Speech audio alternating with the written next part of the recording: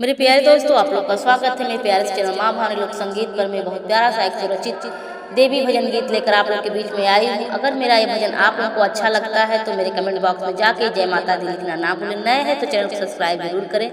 आए माँ का भजन सुनते हैं। मैया के ललकी चुनरिया ओढ़ाए दा, ओ नजरा जई है मैया।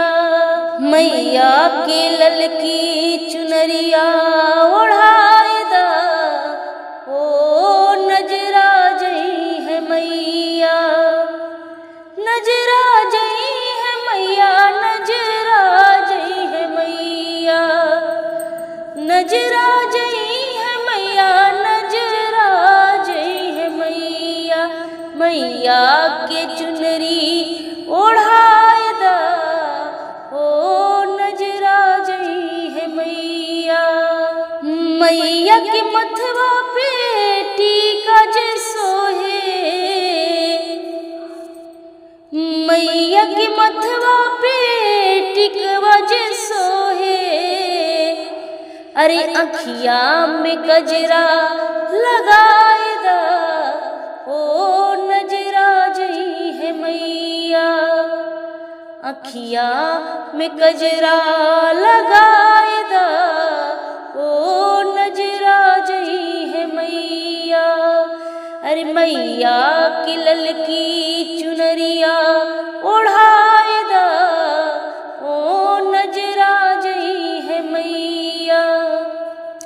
नजरा जई है मैया, नजरा जई है मैया। नजरा जई है मैया, नजरा जई है मैया।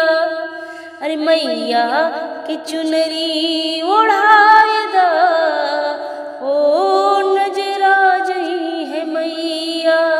मैया के हथवा में चूड़िया जे सोहे, मैया के हथवा में कंगना जे सोहे। अरे हथवा में मेहंदी रचाए दा, ओ नजरा जई है मैया। अरे हथवा में मेहंदी रचाए दा, ओ नजरा जई है मैया।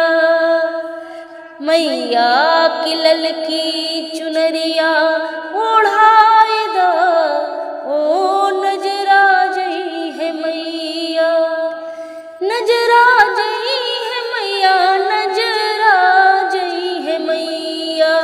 नजरा जई है मैया, नजरा जई है मैया। अरे हथवा में मेहंदी रचाए दा, ओ नजरा जई है मैया। मैया के पैरों में पायल जे सोहे, मैया के पैरों में पायल जे सोहे। हरे गुड़वा महावर लगाए दा, ओ नजरा जई है मैया।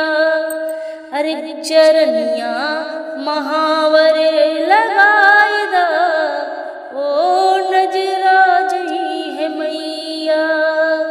अरे मैया के मुखड़ा छिपाए दा, ओ नजरा जई है मैया। मैया के ललकी चुनरिया ओढ़ाए दा, ओ नजरा जई है मैया। नजरा जई है मैया, नजरा जई है मैया। अरे मैया के चुनरी ओढ़ाए दा, ओ नजरा जई है मैया। धन्यवाद दोस्तों, चैनल को शेयर सब्सक्राइब जरूर करें।